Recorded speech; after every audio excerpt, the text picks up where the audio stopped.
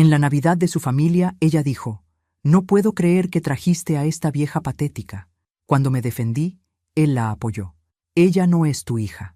Estuve de acuerdo y me fui en silencio. Para la mañana, había aprendido una lección muy costosa.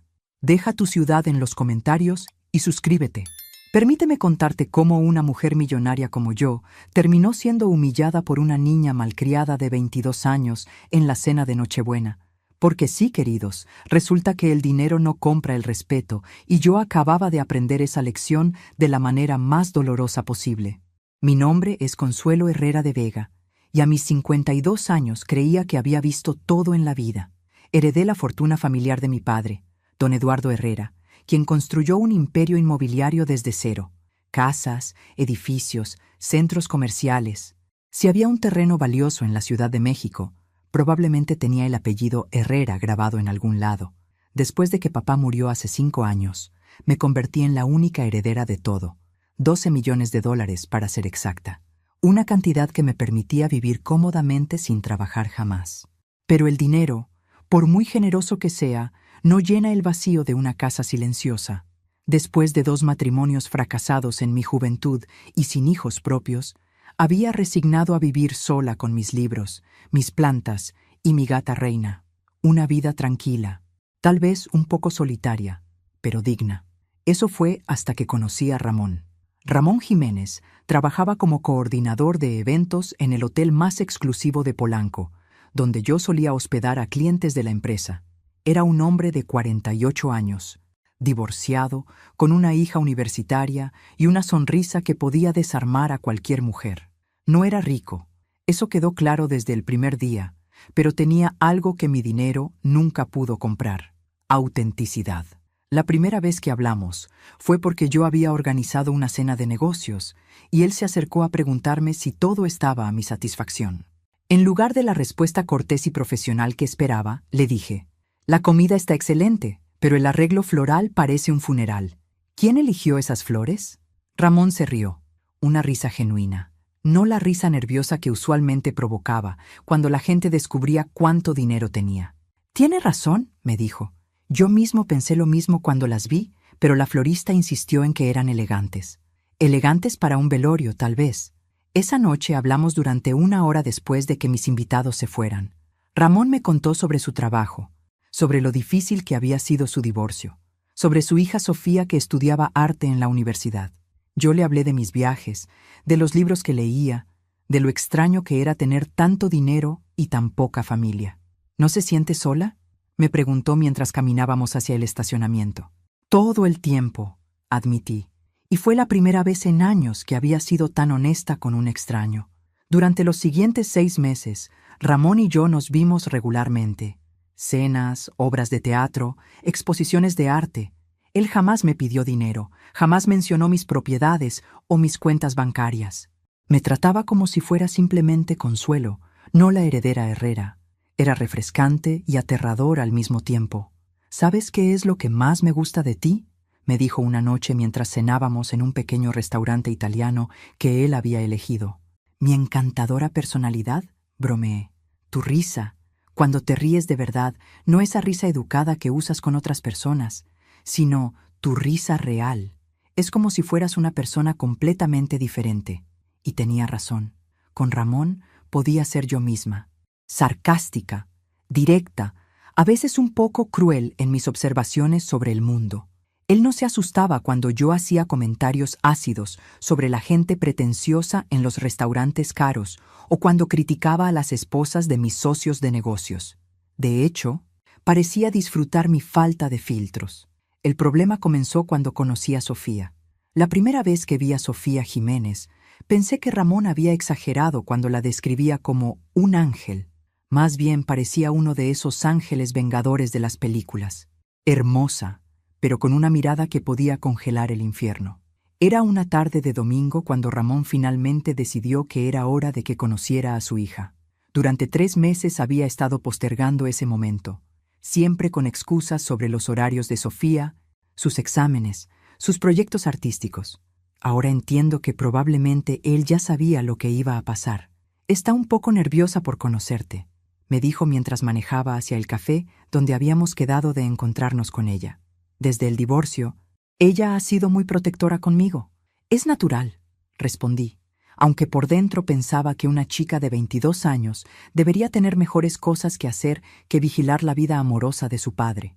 Sofía llegó 15 minutos tarde, lo cual inmediatamente catalogué como una falta de respeto intencional. Era innegablemente hermosa, piel dorada, cabello largo y ondulado, ojos verdes como su padre, pero había algo en su postura, en la manera como evaluó mi ropa, mi bolsa, mis joyas, que me puso en alerta inmediata. «Papá», dijo, besando a Ramón en la mejilla pero manteniendo la distancia conmigo. «Pensé que llegaría solo. Sofía, quiero que conozcas a Consuelo. Consuelo, mi hija Sofía». Extendí mi mano con una sonrisa amable. «Mucho gusto, Sofía. Tu padre me ha hablado mucho de ti». Ella tomó mi mano por exactamente 2 segundos. «Igualmente». Y ahí se acabó la cortesía. Durante la siguiente hora, Sofía hizo un espectáculo digno de una actriz profesional. Le habló a su padre en ese tono dulce y cariñoso que usan las hijas manipuladoras, pero cada vez que la conversación se dirigía hacia mí, sus respuestas se volvían monosílabas. «Sí, no, qué bien. Consuelo trabaja en el sector inmobiliario», le explicó Ramón en un intento de generar conversación. «Ah», fue toda la respuesta de Sofía. «De hecho», continué, decidiendo que era momento de romper el hielo, «tu padre me contó que estudias arte. ¿Qué tipo de arte? ¿Pintura? ¿Contemporánea? ¿Clásica?» «Ambas». Ramón se veía cada vez más incómodo. Yo me estaba divirtiendo. Había conocido a suficientes niñas malcriadas en mi vida como para reconocer las tácticas. Sofía quería que me sintiera incómoda, que me fuera, que desapareciera de la vida de su padre. Lo que no sabía era que yo había perfeccionado el arte del sarcasmo mucho antes de que ella naciera. «Debe ser fascinante», dije con mi sonrisa más dulce. «El arte es tan interpretativo. Supongo que algunos lo entienden y otros simplemente pretenden entenderlo». Fue la primera vez que Sofía me miró directamente a los ojos. «Exactamente», dijo, y su sonrisa era igual de falsa que la mía. «Algunas personas tienen un ojo natural para el arte. Otras solo tienen dinero». Touché. La niña tenía garras. «Sofía», intervino Ramón con voz de advertencia. «No, está bien», dije, manteniendo mi tono ligero. «Sofía tiene razón. El dinero definitivamente no garantiza el buen gusto, aunque ayuda cuando uno quiere. Por ejemplo, comprar obras de arte originales en lugar de copias». El color subió a las mejillas de Sofía. «No todas las obras valiosas son caras». «Por supuesto que no. Algunas obras maestras fueron creadas por artistas que murieron pobres. La ironía es que ahora sus pinturas valen millones». Tomé un sorbo de mi café. «Pero supongo que el verdadero arte trasciende el valor monetario, ¿no?» «Exactamente», murmuró ella, aunque ya no parecía tan segura de a dónde se dirigía esta conversación.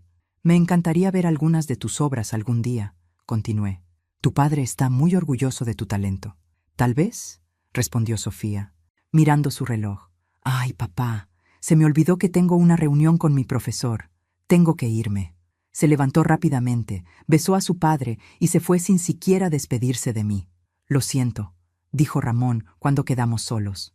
«Ella no suele ser así». Pero yo sabía que sí era así. Había visto suficientes performances similares en mi vida. Sofía había marcado su territorio, había dejado claro que yo no era bienvenida y había puesto a su padre en una posición incómoda. Era una táctica calculada y, debo admitir, bastante efectiva. «No te preocupes», le dije. «Las primeras impresiones pueden ser engañosas». Lo que no le dije era que mi primera impresión de Sofía había sido absolutamente precisa. Esa chica iba a ser un problema, y yo tendría que decidir si Ramón valía la pena enfrentarme a ella. 3 meses después, cuando Ramón me propuso matrimonio en el mismo restaurante italiano donde habíamos tenido nuestra primera cita real, decidí que sí valía la pena. Mi boda con Ramón fue todo lo que mi dinero pudo comprar: elegante, íntima y perfectamente organizada. También fue la primera vez que Sofía mostró públicamente su desprecio hacia mí. La ceremonia se realizó en el jardín de mi casa en Las Lomas, decorado con miles de rosas blancas y luces colgantes que creaban un ambiente mágico al atardecer. Habíamos invitado solo a 60 personas, algunos amigos míos, colegas de Ramón y, por supuesto, la familia de él, incluyendo a la princesa Sofía.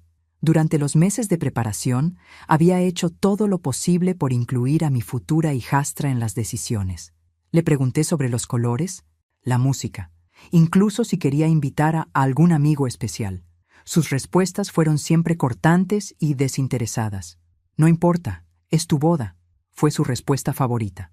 Técnicamente tenía razón, pero yo había tenido la esperanza de que pudiéramos establecer una relación civilizada. Error mío.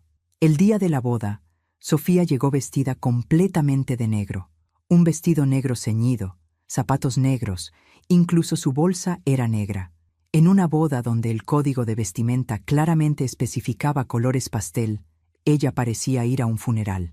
¿Negro?, le susurré a Ramón cuando la vio llegar. Tal vez no tenía otra cosa, murmuró él, pero su expresión preocupada me dijo que sabía exactamente lo que estaba haciendo su hija. Durante la ceremonia, Sofía se mantuvo al margen, literalmente. Mientras todos los demás invitados se acercaron para felicitarnos y tomarse fotos, ella permaneció junto al bar, bebiendo champán y mirando su teléfono. Cuando el fotógrafo nos pidió una foto familiar, ella se acercó con la expresión de alguien que está siendo obligada a participar en algo desagradable. «Sonríe un poquito más, Sofía», sugirió el fotógrafo. Ella lo intentó. El resultado fue más escalofriante que su expresión seria. Pero el verdadero espectáculo comenzó durante los discursos. El hermano de Ramón, Carlos, había preparado unas palabras hermosas sobre el amor, la segunda oportunidad y la familia. Varios amigos míos compartieron anécdotas divertidas sobre cómo nos habíamos conocido. Todo iba perfectamente hasta que Sofía pidió el micrófono. «También quiero decir unas palabras», anunció. Ramón me miró con alarma. ¿Pero qué podíamos hacer? Negarle el micrófono a su hija en nuestra boda habría sido un escándalo. «Gracias», dijo Sofía, tomando el micrófono con una sonrisa que no llegaba a sus ojos. «Quiero darle las gracias a Consuelo por hacerse cargo de mi papá». La palabra «hacerse cargo» la pronunció con un énfasis particular que me hizo estremecer. «Sé que no ha sido fácil para ella adaptarse a tener una familia instantánea», continuó, «especialmente cuando está acostumbrada a obtener todo lo que quiere». El silencio en el jardín se volvió denso. Los invitados intercambiaban miradas incómodas. «Pero espero», dijo Sofía, alzando su copa de champán, «que aprendamos a convivir como familia y que papá encuentre la felicidad que se merece». Todos brindaron porque era lo cortés que había que hacer, pero el daño estaba hecho. Sofía había logrado convertir lo que debería haber sido un discurso dulce en algo que sonaba como una amenaza velada. «Brindo por los nuevos comienzos», agregó, mirándome directamente, «y por las lecciones que todos vamos a aprender». Ramón tomó el micrófono rápidamente. «Gracias, mi amor. Gracias a todos por acompañarnos en este día tan especial». El resto de la recepción transcurrió sin más incidentes, pero yo no podía quitarme de la cabeza las palabras de Sofía. Hacerse cargo, como si Ramón fuera un proyecto de caridad. Obtener todo lo que quiere, como si mi dinero fuera lo único que definía quién era yo. Esa noche, en la suite nupcial del hotel donde pasaríamos nuestra luna de miel antes de viajar a Europa, le pregunté a Ramón sobre el discurso de su hija. «¿Crees que estoy comprando tu amor?», le pregunté directamente. Ramón dejó de desabotonarse la camisa y me miró con genuina sorpresa. «¿De dónde sacas esa idea?». «De las palabras de tu hija». Él suspiró y se sentó en la cama a mi lado. «Consuelo, Sofía está ajustándose. Su madre y yo tuvimos un divorcio muy difícil. Ella culpa a su madre por haberme engañado, pero también me culpa a mí por no haber luchado más por el matrimonio. Y ahora apareces tú, y es confuso para ella». «¿Confuso? ¿O amenazante?». «Tal vez las dos cosas». Tomó mi mano. «Pero eso no cambia lo que siento por ti. Me casé contigo porque te amo, no porque seas rica. De hecho, tu dinero me intimida». «¿Te intimida?». «Por supuesto. ¿Sabes lo que se siente ser un hombre de 48 años que gana en un año lo que su esposa puede gastar en un fin de semana? Es humillante a veces». Esa admisión me sorprendió. Durante todo nuestro noviazgo, Ramón había parecido completamente cómodo con la diferencia en nuestros recursos financieros. «Nunca me lo habías dicho». porque no quería que pensaras que era un problema. Y no lo es, siempre y cuando mantengamos las cosas claras. ¿Qué cosas? Que nuestro matrimonio se base en amor y respeto mutuo, no en dependencia financiera. Sonaba perfecto en teoría. En la práctica, como pronto descubriría, las cosas son mucho más complicadas cuando el dinero entra en la ecuación. Especialmente cuando tienes una hijastra que está decidida a probarte que tu nuevo esposo es igual que todos los demás. Solo está contigo por tu dinero. Los primeros 6 meses de matrimonio fueron como vivir en una burbuja dorada. Ramón y yo nos instalamos en mi casa de Las Lomas, una propiedad de 2 plantas con jardín, alberca y una vista espectacular de la ciudad. Él aportó su ropa, algunos muebles sentimentales y una actitud genuinamente agradecida por todo lo que yo podía ofrecerle. «Nunca pensé que viviría en una casa así», me dijo una mañana mientras desayunábamos en la terraza, admirando las bugambilias que trepaban por los muros. «Nunca pensé que compartiría esta casa con alguien», le respondí, y era cierto. Después de tantos años viviendo sola, tener compañía durante las comidas, alguien con quien ver películas en la noche, alguien que me preguntara cómo había estado mi día, era un lujo que el dinero no podía comprar. Sofía, por supuesto, tenía otras opiniones. Vivía en un pequeño departamento cerca de la universidad, pero venía a visitarnos todos los domingos para almorzar. Bueno, venía a visitar a su padre. Yo simplemente era una presencia incómoda que tenía que tolerar para poder ver a Ramón. Al principio intenté ser la madrastra comprensiva. Preparaba sus platos favoritos. Le preguntaba sobre sus clases. Incluso le ofrecía ayuda financiera cuando Ramón mencionó que ella tenía problemas para pagar sus materiales de arte. «No necesito tu dinero», fue su respuesta inmediata. «No es mi dinero, es dinero de la familia», traté de explicar. «Ahora somos familia». La mirada que me lanzó hubiera podido derretir acero. «Tú no eres mi familia». Ramón trató de mediar. «Sofía, Consuelo solo quiere ayudar». ¿Ayudar? ¿O comprar mi cariño como hizo contigo? El silencio que siguió fue ensordecedor. Ramón se puso rojo de indignación, pero antes de que pudiera responder, Sofía ya se había marchado. ¿Eso es lo que realmente piensa?, le pregunté cuando quedamos solos. ¿Que compré tu cariño? Por supuesto que no, me aseguró Ramón, pero pude ver la duda en sus ojos. Está molesta. Dice cosas hirientes cuando está molesta. Pero yo sabía que la gente dice la verdad cuando está molesta. Las inhibiciones desaparecen y salen las cosas que realmente piensan. Las cosas escalaron cuando Sofía empezó a tener emergencias financieras. Primero fue el auto. Su viejo Tsuru finalmente murió en medio del tráfico de Reforma y necesitaba transporte para llegar a la universidad. Ramón estaba preocupado. Su salario no le permitía comprarle un auto a su hija, y él no tenía ahorros suficientes. «Yo puedo ayudar», ofrecí durante la cena. «No», dijo Ramón inmediatamente. «Ya has hecho suficiente por nosotros». «¿Suficiente? Ramón, somos matrimonio, lo mío es tuyo». «No funciona así, Consuelo. No quiero que Sofía piense que puede resolver todos sus problemas con tu dinero. ¿Y prefieres que camine bajo la lluvia o tome transporte público a las 10 de la noche?»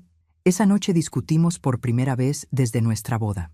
Ramón insistía en que él encontraría una manera de ayudar a su hija sin involucrar mi dinero.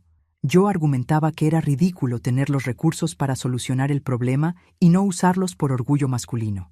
Al final, llegamos a un compromiso. Yo compraría el auto, pero sería un préstamo que Sofía me pagaría cuando empezara a trabajar después de graduarse. Un Honda Civic usado pero confiable que costó 180,000 pesos. Cuando le dimos las llaves a Sofía, su reacción fue interesante. «Gracias, papá», dijo, abrazándolo. «En realidad», corrigió Ramón, «Consuelo compró el auto. Tú se lo vas a pagar cuando tengas trabajo». Los ojos de Sofía se endurecieron cuando me miró. «¿Cuánto interés me vas a cobrar?». La pregunta me tomó por sorpresa. «No hay interés. Es un préstamo familiar.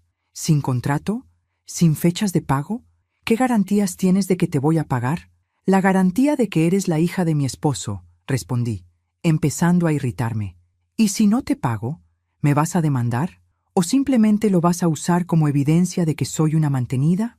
«Sofía», intervino Ramón con voz de advertencia. «No, papá. Quiero entender las reglas del juego». Se dirigió a mí. ¿Esto significa que me debes algo?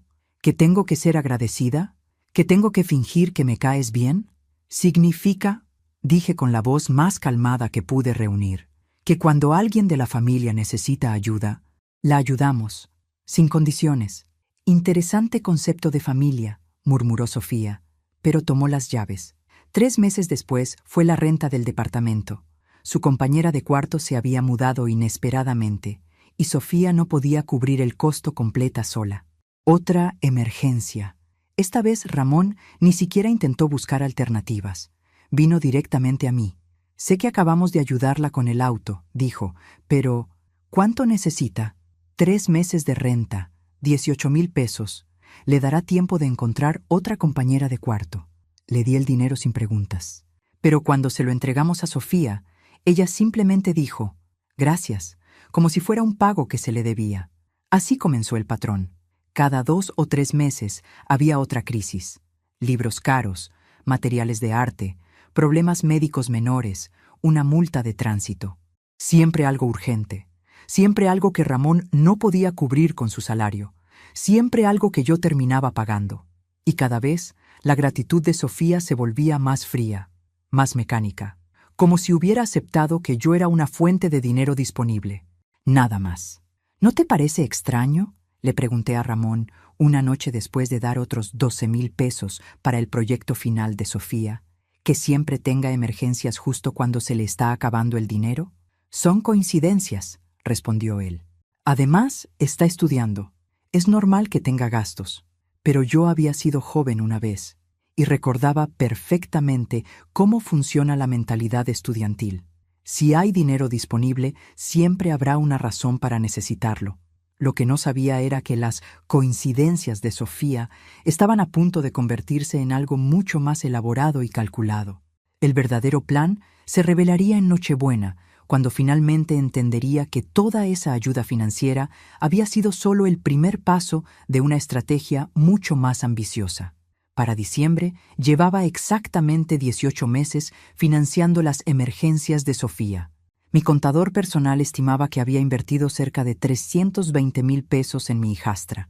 El auto, las rentas, los materiales de arte, libros, emergencias médicas, reparaciones varias e incluso un viaje de estudios a Europa que era fundamental para su formación artística.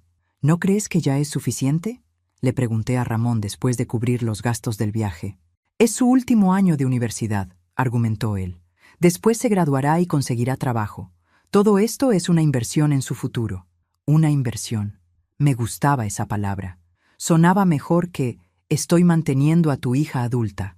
Pero había notado algo inquietante. Cada vez que yo pagaba algo para Sofía, Ramón se volvía más cariñoso, más atento, más agradecido. No de manera calculada, sino genuina, como si mi generosidad con su hija fuera la prueba definitiva de mi amor por él. «Eres increíble», me decía después de cada favor financiero. «No sé cómo agradecerte todo lo que haces por nosotros». Y yo, como una tonta, me sentía bien al verlo feliz. La Nochebuena de 2024 decidí hacer las cosas por todo lo alto. Después de todo, era nuestra primera Navidad como familia completa y quería que fuera perfecta. Contraté a la mejor empresa de catering de la ciudad, decoré la casa como si fuera portada de revista y compré regalos generosos para todos. Un reloj Omega para Ramón, una MacBook Pro para Sofía y regalos considerados para los hermanos de Ramón y sus familias. ¿No es demasiado?, preguntó Ramón cuando vio los regalos envueltos bajo el árbol. Es Navidad, respondí. Además, quiero que Sofía se sienta verdaderamente parte de la familia. Lo que no sabía era que Sofía tenía sus propios planes para esa noche. Los invitados llegaron a las 7. Carlos con su esposa Marta y sus 2 hijos adolescentes, la hermana de Ramón, Patricia, con su novio y, por supuesto, la estrella del espectáculo, Sofía. Llegó una hora tarde, vestida con un vestido rojo espectacular que definitivamente había costado una fortuna. Cuando la felicité por su look, ella sonrió con esa sonrisa que había aprendido a reconocer, dulce por fuera, venenosa por dentro. Gracias, es nuevo. Se ve caro, comenté sin pensar. Lo es. No pregunté cómo lo había pagado. Ya sabía la respuesta. La cena transcurrió normalmente hasta que llegó el momento de los regalos. Observé mientras Sofía desenvolvía la MacBook que le había comprado, esperando al menos una reacción de sorpresa o agradecimiento. «Está bien», dijo, examinando la computadora como si fuera un artículo defectuoso. «Aunque habría preferido la de 16 pulgadas. Esta de 13 se va a quedar pequeña para mis proyectos. Es la MacBook Pro más nueva», aclaré. «Tiene todas las especificaciones que...» «Sí, está bien», me interrumpió. «Supongo que servirá por ahora». El silencio en la sala fue incómodo. Carlos carraspeó. Marta estudió intensamente su copa de vino. Los adolescentes miraban sus teléfonos. «¿Qué se dice, Sofía?», murmuró Ramón. «Gracias, Consuelo». Lo dijo con el mismo tono que usaría para agradecer a un mesero por traer la cuenta. Pero lo peor vino después de la cena, cuando todos estábamos en la sala tomando café y licores navideños. Yo estaba en la cocina supervisando que los postres estuvieran listos cuando escuché a Sofía hablar con sus primos. «¿En serio crees que papá la ama?», preguntó uno de los adolescentes. «Por favor», respondió Sofía con una risa que me heló la sangre. «Mira este lugar, mira todo lo que tiene. Mi papá no es tonto, sabe una buena oportunidad cuando la ve». «Pero se ven felices juntos», insistió el chico. «Claro que se ven felices. ¿Tú no serías feliz si de repente tuvieras todo esto sin trabajar para conseguirlo?». Me quedé paralizada detrás de la puerta de la cocina. «Además», continuó Sofía, «ella necesita a mi papá más que él la necesita a ella. ¿Has visto cómo se comporta cuando él no está? Es patética. Una vieja sola con mucho dinero, desesperada por comprar una familia». «Sofía», murmuró su prima, claramente incómoda. «¿Qué? Es la verdad. Y honestamente, no me molesta. Si ella quiere pagar mis estudios, mi auto, mis gastos, perfecto. Es su dinero. Cuando me gradúe y consiga trabajo, ya veré si vale la pena mantener esta farsa». «¿Farsa?». «La familia feliz, el respeto mutuo, toda esa basura. Por ahora me conviene tenerla contenta, pero no voy a fingir que la quiero». Regresé a la cocina con las piernas temblorosas. Así que eso era yo para ellos. Una fuente de dinero. Una vieja sola y patética que había comprado una familia. Cuando volví a la sala con los postres, logré mantener la compostura. Sonreí, serví el tiramisú, participé en las conversaciones navideñas, pero por dentro algo se había roto. A las 11 de la noche, cuando solo quedábamos Ramón, Sofía y yo, llegó el momento de la humillación final. «Bueno», dije, tratando de sonar casual, «¿qué les pareció la cena? ¿Estuvo todo bien?». «Estuvo perfecta», respondió Ramón, tomando mi mano. «Gracias por hacer todo esto posible». «No puedo creer que trajiste a esta vieja patética», murmuró Sofía, lo suficientemente alto para que la escucháramos. El tiempo se detuvo. Ramón y yo la miramos en shock. «¿Disculpa?», dije. «Ay, perdón», dijo Sofía con sarcasmo. «Pensé que ya sabías lo que somos para ti. Un proyecto de caridad». «Sofía», Ramón se levantó, su voz cargada de advertencia. «Eso estuvo completamente fuera de lugar». «¿Fuera de lugar?». «Papá, llevamos 1 año y medio viviendo de su dinero. ¿En qué momento planeas decirle que no la amas?». El mundo se tambaleó. Miré a Ramón, esperando que la contradijera inmediatamente, que se indignara, que defendiera nuestro matrimonio. En lugar de eso, vi algo mucho peor en sus ojos. Culpa. «Sofía», dijo lentamente, «ella no es tu hija. No tienes que fingir respetarla». Y ahí estaba. La verdad que había estado evitando durante 18 meses. Ramón no me defendió. No negó las acusaciones de su hija. Simplemente la apoyó. «Estoy de acuerdo», dije con una calma que no sentía. «Ella no es mi hija». Me levanté, tomé mi bolsa y caminé hacia la puerta. Ninguno de los dos me detuvo. En la entrada me volví por última vez. Tienen razón. He sido patética. Pero eso se acabó esta noche. Manejé hasta el Hotel Four Seasons y pedí la suite presidencial. Esa noche, sola en una habitación que costaba más que el salario mensual de Ramón, finalmente entendí la lección que había estado evitando. El dinero no compra amor, pero la gente definitivamente finge amor para obtener dinero. Y yo, la gran empresaria, la heredera inteligente, había sido la tonta más grande de todas. Pero eso estaba a punto de cambiar. Para la mañana, habría aprendido exactamente cuán costosa había sido mi lección. A las 6 de la mañana siguiente, desperté en el Four Seasons con una claridad mental que no había tenido en meses. Pedí café al servicio de habitación, abrí mi laptop y hice algo que debería haber hecho desde el primer día: revisar todas mis cuentas bancarias. Como empresaria exitosa, siempre había mantenido un control estricto de mis finanzas, pero desde que me casé con Ramón, había confiado más en mi asistente contable, Mercedes, para manejar los pagos rutinarios. Después de todo, ¿qué eran unos cuantos miles de pesos cuando tenía millones? Resulta que habían sido muchos más que unos cuantos miles. Mercedes llegó al hotel a las 8 con una pila de estados de cuenta, recibos y documentos que le había pedido. Era una mujer de 60 años que había trabajado para mi familia durante 20 años, y su expresión preocupada me dijo que ella también había notado algo extraño. «Señora Consuelo», dijo mientras organizaba los papeles en la mesa del comedor de la suite. Cuando empecé a revisar todo como me pidió, encontré algunas irregularidades. ¿Qué tipo de irregularidades? Transferencias que usted autorizó, pero que yo no procesé, pagos a cuentas que no reconozco, y hizo una pausa. Hay una cuenta corriente que se abrió a su nombre hace 6 meses, pero usted nunca me mencionó que la había abierto. El café se me enfrió en las manos. ¿Una cuenta que yo no abrí? Eso parece, y hay actividad significativa en esa cuenta. Durante las siguientes 3 horas, Mercedes y yo reconstruimos 18 meses de transacciones financieras. Lo que descubrimos me dejó sin aliento. Además de los 320,000 pesos que conscientemente había dado a Sofía, había otros 180,000 pesos en transferencias que supuestamente yo había autorizado. Pagos a una Academia de Arte Europeo, donde aparentemente Sofía tomaba clases privadas. Transferencias a una cuenta de inversiones que supuestamente era para asegurar el futuro educativo de la familia. Un pago de 45,000 pesos a una clínica privada por un tratamiento médico especializado que nunca había autorizado. ¿Reconoce esta firma?, me preguntó Mercedes, mostrándome una autorización de transferencia. Era mi firma, perfecta, idéntica a la mía en cada trazo. Mercedes, dije lentamente, yo jamás firmé este documento. Lo imaginé. La fecha corresponde al día que usted estaba en Cancún con el señor Ramón.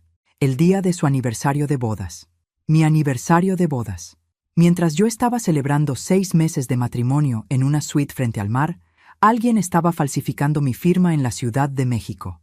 ¿Quién tiene acceso a muestras de mi firma?, pregunté. Bueno, está en todos los documentos legales, los contratos de matrimonio, las autorizaciones que el señor Ramón necesitaba para... Se detuvo abruptamente. ¿Para qué, Mercedes? Para ser agregado como beneficiario en algunas de sus pólizas de seguro. Y para obtener poder notarial limitado para casos de emergencia. El poder notarial limitado. Lo recordaba perfectamente. Ramón había dicho que era una precaución estándar entre matrimonios, por si algo me pasara y él necesitara acceso a fondos para emergencias médicas. Mi abogado había redactado un documento muy específico que le permitía acceder solo a una cuenta con 100,000 pesos en caso de emergencia hospitalaria. Mercedes, tráeme todos los documentos relacionados con ese poder notarial. Cuando vi los papeles, mi sangre se convirtió en hielo. El documento que tenía en mi archivo personal efectivamente limitaba el poder de Ramón a 100,000 pesos para emergencias médicas. Pero el documento que Mercedes había encontrado en los registros del banco era diferente. Muy ligeramente diferente, pero suficiente. Este le daba a Ramón acceso a cuentas designadas para gastos familiares y educativos, sin límite específico de cantidad. ¿Cómo es posible que tengamos 2 versiones diferentes del mismo documento?, pregunté. Mercedes me miró con la expresión de alguien que preferiría estar en cualquier otro lugar. Señora, creo que necesitamos llamar a su abogado, y tal vez también a la policía. Pero yo no quería llamar a la policía. Todavía no. Primero necesitaba entender exactamente qué había pasado, quién estaba involucrado y cuánto dinero había perdido. Mercedes, quiero que contrates a un investigador privado, el mejor que puedas encontrar, y quiero que esto se mantenga completamente confidencial. ¿Va a confrontar al señor Ramón? La pregunta me hizo reír, pero no era una risa alegre. Todavía no. Primero voy a dejar que siga pensando que soy una vieja patética y confiada. porque había aprendido algo importante la noche anterior. La gente te subestima cuando cree que eres vulnerable, y yo estaba a punto de usar esa subestimación a mi favor. Esa tarde regresé a casa como si nada hubiera pasado. Ramón estaba en la terraza, leyendo el periódico y tomando café. Se levantó inmediatamente cuando me vio, con expresión de preocupación. «Consuelo, gracias a Dios. ¿Dónde estuviste?» «Estuve preocupado toda la noche». «En un hotel», respondí con calma. Necesitaba pensar. «Amor, sobre lo que pasó anoche. Sofía estaba ebria. Dijo cosas horribles que no quiso decir». «¿Y tú? ¿Tú también estabas ebrio cuando dijiste que ella no era mi hija?» Ramón bajó la mirada. Estaba tratando de calmar la situación. «Lo dije mal». «¿Lo dijiste mal o dijiste lo que realmente piensas?» «Te amo, Consuelo. Eso no ha cambiado». Era interesante cómo no había respondido mi pregunta directamente, pero decidí dejarlo pasar, por ahora. «Está bien», dije. «Todos dijimos cosas hirientes. Tal vez es momento de establecer algunos límites». «¿Qué tipo de límites?» «Respecto al dinero. Creo que he sido demasiado generosa, y eso no le hace bien a nadie». Vi un destello de pánico en sus ojos antes de que pudiera controlarlo. «¿A qué te refieres?» «Simplemente que tal vez Sofía necesita aprender a manejar sus propios gastos, como adulta que es». «Por supuesto», dijo rápidamente. «Tienes razón. Ha dependido demasiado de nosotros». «Nosotros». Como si él hubiera contribuido con algo más que esperma en la ecuación financiera. Esa noche, mientras Ramón dormía a mi lado, recibí un mensaje de texto de un número desconocido. «Investigación iniciada. Primeros resultados en 48 horas. L. Mendoza». Luis Mendoza era el investigador que Mercedes había encontrado. Ex policía federal, especializado en fraude financiero y casos de familia. Según sus referencias, era discreto, eficiente y tenía una tasa de éxito del 95% en casos similares al mío. En 48 horas sabría exactamente qué habían estado haciendo mi esposo y mi hijastra con mi dinero. Lo que no sabía era que la verdad sería mucho peor de lo que imaginaba. Luis Mendoza resultó ser un hombre de unos 50 años, delgado, con ojos que parecían fotografiarlo todo. Nos encontramos en un café discreto en la colonia Roma, lejos de cualquier lugar donde Ramón o sus conocidos pudieran vernos. «Señora Herrera», comenzó usando mi nombre de soltera como le había pedido. «Tengo información, pero no todas son buenas noticias. Prefiero la verdad completa». Abrió una carpeta y extendió fotografías sobre la mesa. Su esposo y su hijastra han estado trabajando juntos desde antes de su matrimonio. La primera fotografía mostraba a Ramón y Sofía en un café, inclinados sobre unos papeles. La fecha en la esquina indicaba que había sido tomada 2 semanas antes de nuestra boda. ¿Trabajando en qué? En su plan para acceder a su dinero. Mostró más fotografías. Esta es Sofía saliendo de una notaría en Polanco hace 6 meses. Esta es la misma notaría donde se procesó la modificación de su poder notarial. Mi estómago se revolvió. ¿Sofía modificó el poder notarial? No directamente, pero contrató al notario que lo hizo. Un hombre llamado Héctor Ruiz que perdió su licencia el mes pasado por falsificación de documentos. ¿Perdió su licencia? Está siendo investigado por la Procuraduría por múltiples casos de fraude. Su caso no es el único. Luis continuó mostrándome evidencia. Fotografías de Ramón entrando y saliendo de bancos. Sofía reuniéndose con personas que no reconocía. Documentos que claramente mostraban un patrón de comportamiento planeado y ejecutado meticulosamente. ¿Cuánto dinero han tomado en total?, pregunté. Según mis cálculos, aproximadamente 650,000 pesos en los últimos 18 meses. Más de $500,000. Dinero que podría haber comprado una casa, pagado una educación universitaria completa o asegurado la jubilación de una familia entera. ¿Y la cuenta bancaria que Mercedes encontró? Abierta por su esposo usando el poder notarial falsificado. El dinero de esa cuenta ha sido transferido sistemáticamente a 3 destinos. Una cuenta personal de Sofía, una cuenta personal de Ramón y... Hizo una pausa. Pagos a un abogado especializado en divorcios. El mundo se detuvo. ¿Un abogado de divorcios?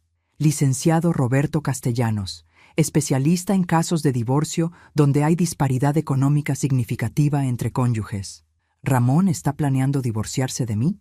Según mis fuentes, Ha estado consultando sobre sus derechos en caso de divorcio desde hace 4 meses, específicamente sobre qué porcentaje de sus bienes le correspondería después de 2 años de matrimonio. 2 años. El tiempo mínimo requerido por ley para poder reclamar una parte significativa de los bienes matrimoniales. ¿Hay más? Luis me miró con compasión genuina. Señora, su esposo ha estado documentando supuestos episodios de comportamiento errático de su parte. ¿Qué tipo de episodios?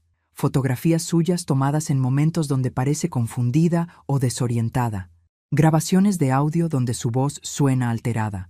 Reportes médicos falsos que sugieren deterioro mental relacionado con la edad. La habitación empezó a girar. ¿Reportes médicos falsos?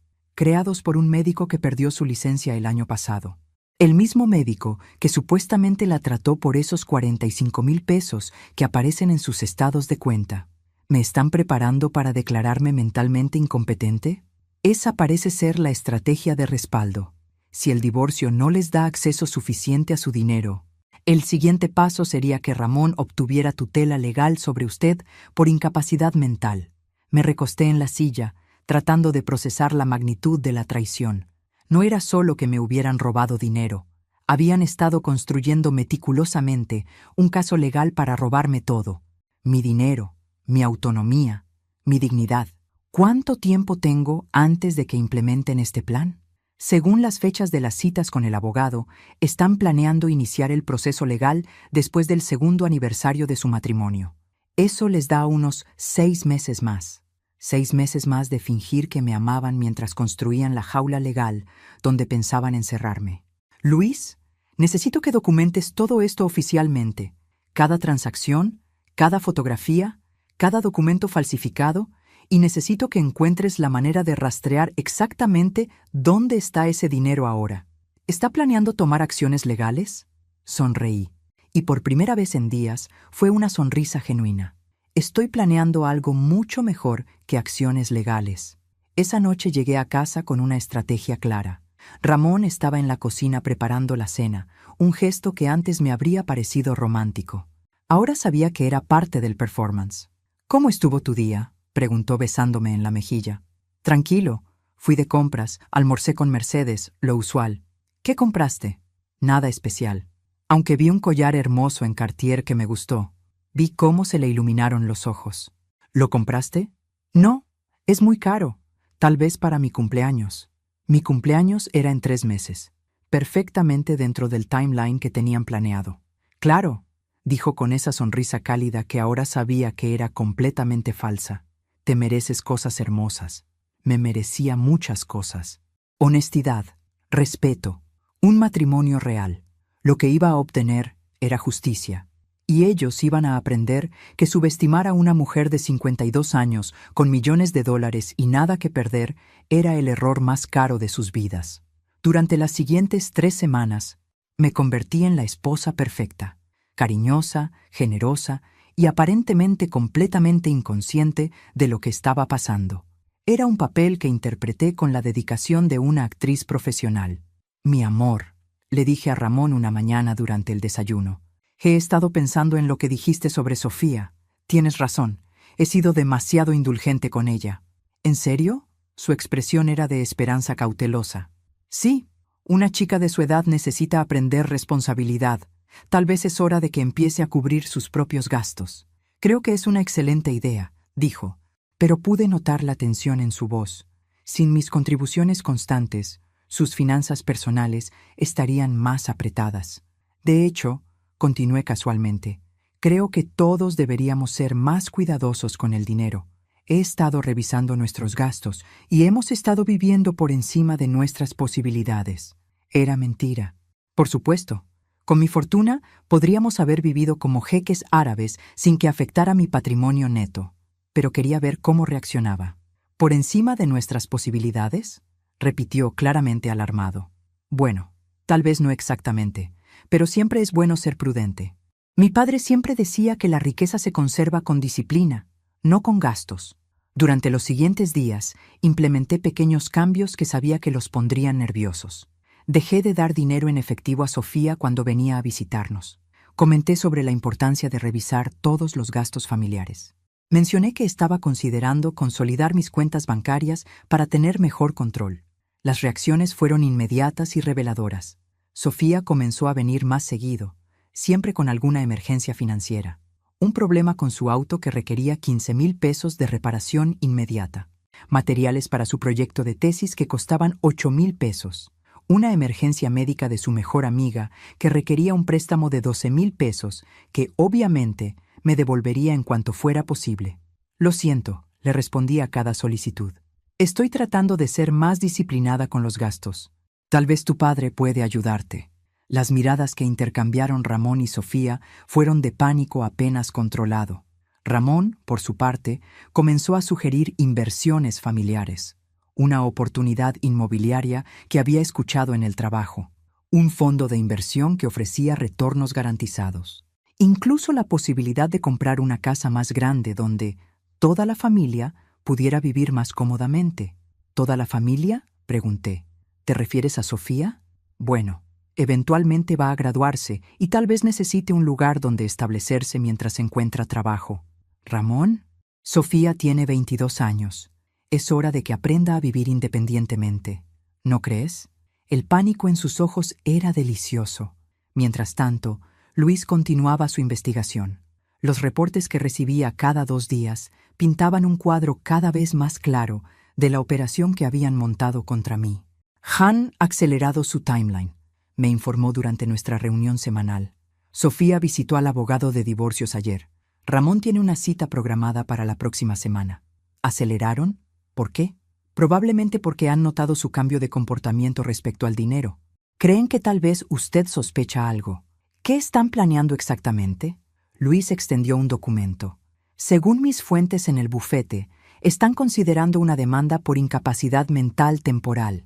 Argumentarían que usted está mostrando signos de deterioro cognitivo y necesita supervisión legal inmediata. ¿Incapacidad temporal? ¿Eso existe? Es un procedimiento legal raro, pero existe. Le permitiría a Ramón tomar control de sus finanzas temporalmente mientras se determina su competencia mental. El problema es que una vez que alguien tiene control legal de su dinero, puede ser muy difícil recuperarlo. ¿Cuánto tiempo tengo? Basándome en el patrón de sus movimientos, calculo que intentarán presentar la demanda dentro de 2 semanas. 2 semanas. Era tiempo suficiente. Luis, necesito que prepares un paquete completo de evidencia.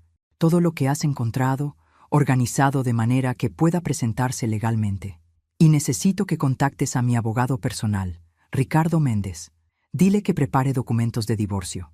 ¿Estás segura de que quiere proceder con el divorcio? Estoy segura de que quiero proceder con algo mucho más satisfactorio que un simple divorcio. Esa noche, durante la cena, observé a Ramón mientras comía. Este hombre que durante 18 meses había fingido amarme, que había dormido en mi cama, que había susurrado palabras dulces en mi oído, que había compartido mis comidas y mis conversaciones íntimas. Todo había sido una actuación. ¿En qué piensas?, me preguntó, notando mi silencio. En lo mucho que han cambiado las cosas desde que nos casamos, respondí honestamente. ¿Para bien? Para muy bien, dije con una sonrisa que él interpretó como cariño.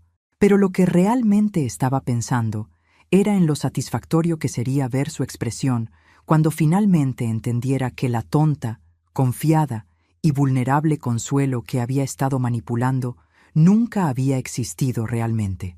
La verdadera Consuelo, la mujer que había heredado y multiplicado una fortuna familiar, la mujer que había sobrevivido a 2 divorcios y había construido un imperio, estaba a punto de recordarles por qué nunca se debe subestimar a una mujer con recursos ilimitados y absolutamente nada que perder. El momento de la verdad llegó exactamente como Luis había predicho. Una mañana de martes, mientras yo fingía estar en mi clase de yoga, Ramón recibió una llamada que cambió todo. Por supuesto, yo no estaba en yoga. Estaba en el estacionamiento de un edificio de oficinas, escuchando a través de los dispositivos de audio que Luis había instalado discretamente en nuestra casa la semana anterior. No era legal, pero tampoco lo era robar $500,000 de una esposa confiada. Sí, licenciado Castellanos, escuché que decía Ramón. ¿Esta tarde? ¿Estás seguro de que es el momento correcto? Una pausa larga. Entiendo. Sí, Tengo todas las fotografías y los reportes médicos. ¿Y después de presentar la demanda? ¿Cuánto tiempo tomará? Otra pausa. Perfecto. Sofía estará allí también. Sí, ella tiene copias de todo. Cuando terminó la llamada, inmediatamente marcó el número de Sofía. Mi amor, es hora. El abogado quiere que vayamos esta tarde. Trae todos los documentos que hemos estado preparando. ¿Estás seguro, papá? ¿Y si ella sospecha algo? No sospecha nada. Esta mañana me preguntó si podíamos ir juntos a Acapulco el próximo fin de semana. Si supiera lo que estamos planeando, no estaría haciendo planes de viaje. Se rieron. Los dos se rieron como si fuera la broma más divertida del mundo. Conduje de regreso a casa con las manos temblando de furia. No de tristeza, no de dolor, sino de una rabia pura y cristalina que me daba una claridad mental perfecta. Cuando llegué, Ramón estaba en la ducha. Aproveché para revisar su teléfono, que había dejado en el buró. Los mensajes con Sofía de las últimas semanas me mostraron exactamente lo que habían estado planeando. Papá, creo que está sospechando. Ayer me preguntó específicamente sobre mis gastos. Mantén la calma. Solo unas semanas más. ¿Y si decide cambiar sus cuentas de banco antes de que podamos actuar? No lo hará. Sigue fingiendo que no sabe nada. Esto me da asco. Odio fingir que la quiero. Piensa en el dinero, Sofía. 12 millones de dólares. Podrás hacer lo que quieras por el resto de tu vida. ¿Y si el plan no funciona? Va a funcionar. Una vez que tengamos control legal de sus finanzas, no podrá hacer nada para detenerlos. 12 millones de dólares. Querían todo. Cuando Ramón salió de la ducha, yo estaba desayunando tranquilamente, leyendo el periódico como si fuera cualquier día normal. «Buenos días, amor», dijo, besándome en la mejilla. «¿Cómo estuvo yoga?» «Relajante», respondí sin levantar la vista del periódico. «¿Qué planes tienes para hoy?» «Nada especial. Tal vez salga con Sofía un rato. Hace mucho que no pasamos tiempo de calidad como padre e hija». «Qué lindo. Dale mis saludos». «Por supuesto». Después de que se fue, llamé a Luis. «Es hora. ¿Estás segura?» «Completamente. Quiero que ejecutemos el plan exactamente como lo discutimos». «Entendido. Todo estará listo para esta noche». El plan que Luis y yo habíamos desarrollado era simple pero devastadoramente efectivo. Mientras Ramón y Sofía estaban con su abogado preparando documentos para declararme mentalmente incompetente, yo estaría implementando mi propia sorpresa legal. A las 2 de la tarde, mi abogado Ricardo Méndez presentó 3 demandas simultáneas, una demanda civil por fraude y robo contra Ramón y Sofía, una demanda criminal por falsificación de documentos contra el notario corrupto que habían contratado, y una orden de congelamiento inmediato de todas las cuentas bancarias relacionadas con el caso. A las 3 de la tarde, Luis entregó copias de toda la evidencia que había recopilado a la Procuraduría General de Justicia, junto con grabaciones de audio de las conversaciones entre Ramón y Sofía, donde discutían abiertamente su plan de robo. A las 4 de la tarde, agentes de la Policía Ministerial llegaron al bufete del licenciado Castellanos con órdenes de arresto por conspiración para cometer fraude. Y a las 5 de la tarde, cuando Ramón me llamó desde la delegación, yo estaba sentada en mi terraza, tomando una copa de vino y disfrutando de la puesta de sol más hermosa que había visto en años. «Consuelo, necesito que vengas inmediatamente. Ha habido un terrible malentendido». «¿Un malentendido?», pregunté con voz genuinamente curiosa. «¿Sobre qué?» «La policía dice que he robado dinero». «Es ridículo. Tú sabes que yo jamás haría algo así». «Ay, Ramón», dije con la voz más comprensiva que pude reunir. «¿Estás seguro de que es un malentendido?» «Por supuesto que estoy seguro. Consuelo, necesito que contrates al mejor abogado que puedas encontrar». «Esto es una pesadilla». «Bueno», dije, tomando otro sorbo de vino. «Tal vez deberías llamar al licenciado Castellanos. Después de todo, ya estás pagándole con mi dinero». El silencio del otro lado de la línea fue absoluto. «Consuelo, dime, querido, ¿tú sabías?» «Ramón, amor», dije con la voz más dulce que tenía. «Yo he sabido durante semanas que tú y tu hija han estado robándome.